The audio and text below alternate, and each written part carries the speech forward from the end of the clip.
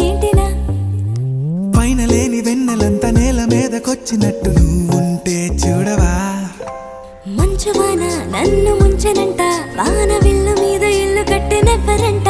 ఈ లోకమంతా నిన్ను చూసినంట ఏ దిష్టి నిన్ను తాకకుండా ఇంటిలోనే దాచుకుంటా రంగు రంగు తారలన్నీ తొంగి తొంగి ఒక్కసారి చూస్తున్నా ఏంటిలా